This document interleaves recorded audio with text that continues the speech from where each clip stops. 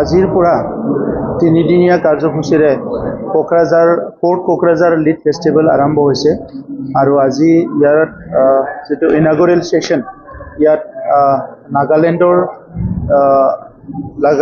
Legislative এছেম্বলিৰ speaker মাননীয় সেৰেঙ্গেন লংকুপা ডাঙৰীয়াই ইয়াত চিফ গেষ্ট হিচাপে এটেণ্ড আছে আৰু আজি ফোৰ্ট কোকৰাঝাৰ লিড ফেষ্টিভেলটো ইনাগুৰেশ্যন কৰা হ'ল।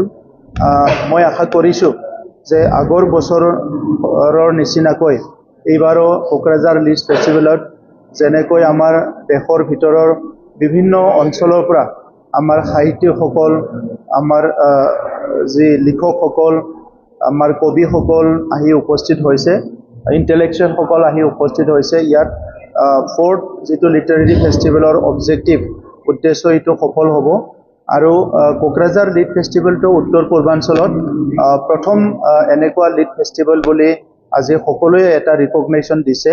মই আশা ৰাখিছোঁ যে আমাৰ যি এটা উদ্দেশ্য লৈ লিড ফেষ্টিভেলটো আৰম্ভ কৰা হৈছিলে এইটো সফল হ'ল আৰু ইয়াত বিশেষকৈ আমাৰ উত্তৰ পূৰ্বাঞ্চলৰ আৰু ভাৰতৰ বিভিন্ন প্ৰান্তৰ যিসকল আনশ্বেডিউল্ড লেংগুৱেজৰ ৰাইটাৰসকল, যিসকলৰ ভাষা আজিলৈকে ৰিকগনিশ্যন পোৱা নাই, সেইসকলে ভাল প্লেটফৰ্ম এটা পাই আছে সাহিত্য চৰ্চাৰ কাৰণে।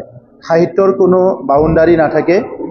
সাহিত্য যিখিনি বিষয়ৰ ওপৰত, যিকোনো ছাবজেক্ট মেটাৰৰ ওপৰত সাহিত্য চৰ্চা হ'ব পাৰে, যিকোনো এটা টপিকৰ ওপৰত হ'ব পাৰে। গতিকে সাহিত্যৰ যিটো এৰিয়া সেইটো বিশাল হয়।